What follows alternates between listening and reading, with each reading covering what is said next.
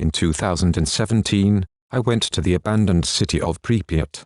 Pripyat is in the Chernobyl exclusion zone and is abandoned due to the nuclear disaster. It had just been declared a city in 1979 and consisted of mostly the people working at the energy plant. It was evacuated during the disaster in 1986. In order to get into the exclusion zone, I had to sign a waiver for my life, show my passport to the Ukrainian government and go with a tourist group. I wanted to go alone, but that is not safe or possible. I don't want to go into the history so much that can be found on Google. This is more about feeling and imagery. I have the belief that one remembers a place best by what they felt when there. Some of the photos look as if it is a bomb site. A nuclear disaster does not cause this. That has caused people breaking in and vandalizing the area. Photographers come in and rearrange objects to create their abandoned places porn. You walk in and are greeted by stray dogs in hopes of food. Nature has reclaimed most of the site and it gave me a feeling of peace. There are small signs of the names of all of the villages affected by the nuclear disaster.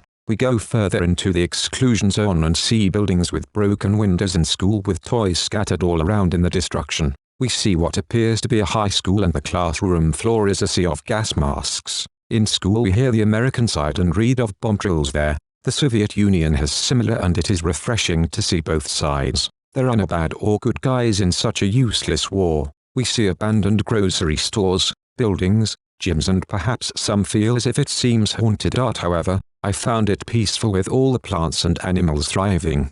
The level of radiation in most of the site is less than in Kiev, the Ukrainian capital. We go further in and see a reactor for where the incident happened. We see a statue erected for the liquidators. They were workers sacrificed to die to prevent the radiation from spreading further. This gives me an unsettled feeling and I feel angry. We continue and see the most photographed site in the exclusion zone, the Ferris wheel and amusement park. It is nowhere near as haunting in real life as in photos. The sun shined down on the site as if things were okay now. There is a mural that signifies how the wildlife is thriving. We soon see a massive Soviet satellite called the Woodpecker that was used to spy on Western enemies. It is a remarkable structure. The rays of the sun hit it, giving it a radiant glow.